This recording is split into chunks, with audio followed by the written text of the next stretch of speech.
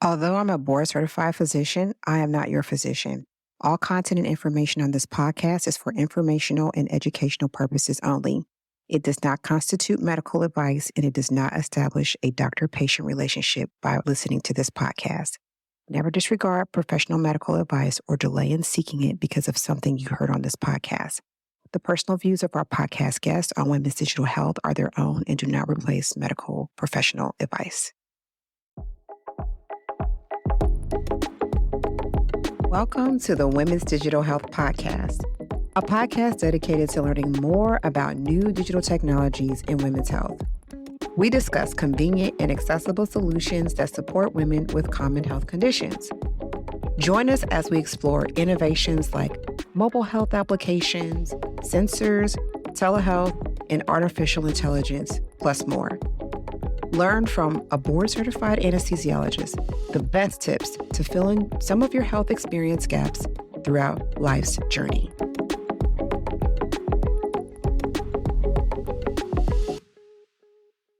Welcome to the second episode of Women's Digital Health. And in this episode, we're going to discuss what does an anesthesiologist do and why do we care so much about healthcare technology you are using in your home?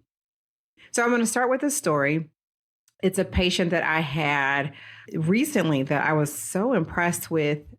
And I just want to share, their experience and their healthcare journey with you. So this patient came actually to the holding area. It's the area right before you go into the operating room where we talk to you and answer questions about anesthesia. The surgeon comes and makes sure that everything is in place for the surgery. And this patient actually came in with their iPad. And on this iPad, they were rattling off, I want to make sure that you know all of my healthcare conditions. I want to make sure you know this and that I've had this particular experience with anesthesia. And I have diabetes, and this was my last blood sugar. And so I was totally like, okay, I'm with that. I think I have the same number that you do, but I'm glad that you know it too. And then their questions really shocked me. They go, so when is the next time you're going to check my blood sugar? And whenever I hear a patient ask me about when I'm going to take their next blood sugar, I know that I'm dealing with someone who has a good insight into their healthcare journey and they want to be the best that they can be after this surgery. And I was totally impressed by them. I gave them all the information that I could offer them about what they can expect before the anesthetic is given, during the anesthesia, during the actual surgery, and after. In thinking about this episode, I was thinking that I share that story because that's really what I want for everyone who's listening. I want you to have this empowered experience in your healthcare. And to do that, you've got to have data. So let's go back to the original question. What do anesthesiologists do? I think most people understand anesthesiologists as the person that puts you to sleep and wakes you up. And that's true. That is what we do. But to do that, we have to have a lot of information about who you are before you come into the operating room. And we look to a lot of sources to get that information. So I'll walk you kind of through what happens. A surgeon will schedule your surgery, and an anesthesiologist will look at your history and say, okay, great. This patient is going for surgery. We have some questions. The first question is going to be, is it safe for you to go to surgery? Next, we're going to ask, is this a good time for you to have this particular surgery? And last, we'll ask, is there anything that we can do together as your healthcare team to make you better before you go to surgery, particularly for elective or optional surgeries? To answer all of those questions, we're going to need some data. We need a lot of data. And that data comes from all of your healthcare providers up until that point. Your primary care physician, your cardiologist or your heart doctor, your pulmonologist or your lung doctor, your nephrologist or your kidney doctor.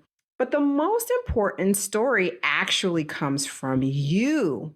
We need your story. We need to know what you know about your healthcare, your journey before you get into the operating room. We need to know what's your last blood pressure, what's your last heart rate, what's your last blood sugar. And if you're a woman of childbearing years, it'd be great if you knew when your last menstrual period.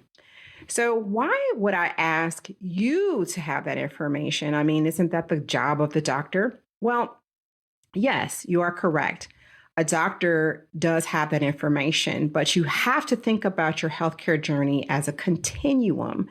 The things that happen in the clinic are just a snapshot. They can only tell you what's happening right then and there.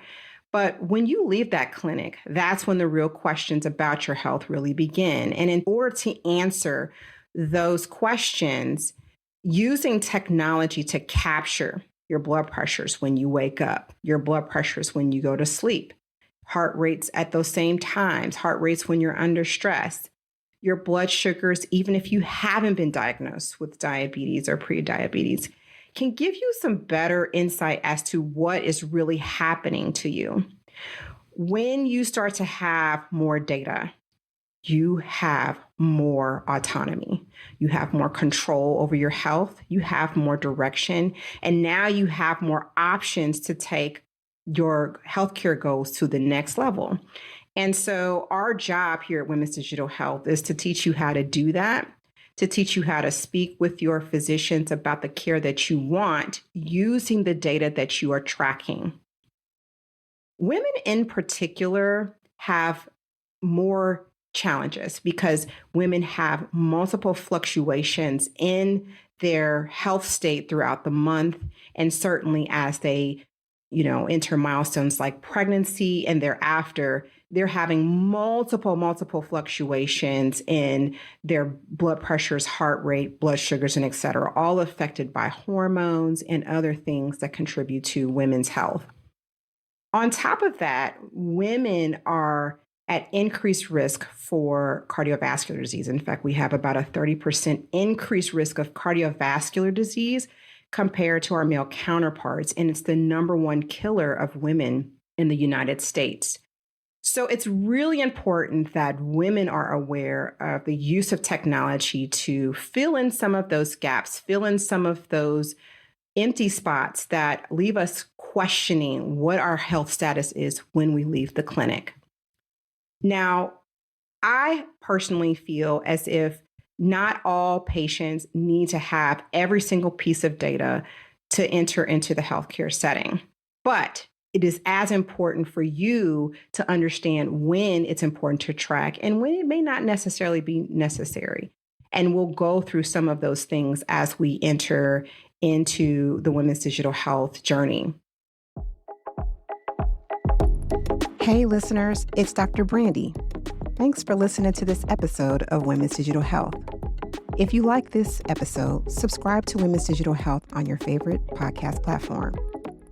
In episode 3, I'll talk more about what exactly digital health is and what does digital health mean to me as an anesthesiologist. If you want to know even more about how to use technology to improve your health, subscribe to our newsletter on womensdigitalhealth.com. Follow us on Instagram, Facebook, YouTube, and LinkedIn.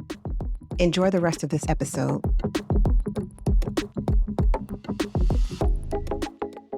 What I will say is no matter what your state of health is, if you think you're healthy and I don't need to track this all the time, that's the doctor's job, or you're someone that, hey, I have these medical conditions and I'd like to learn more about tracking, is I would like to make the case throughout this podcast that the habit of tracking and knowing where you are in between your visits is a good idea. It can give you a lot of insight beyond what your healthcare visit can offer. And so my job will be to help support you in learning how to track, when to track, and what's important. The last thing I'll say about what anesthesiologists do is, we're just the connector. We're the bridge between what's actually happening in your home before you come into the hospital and what we actually see when you are going for surgery and you're under anesthesia. So if you know what your blood pressure and heart rate were before, well, 9 times out of 10, it's probably going to be very similar under anesthesia. Certainly, anesthesia has its own impact on your blood pressure and heart rate.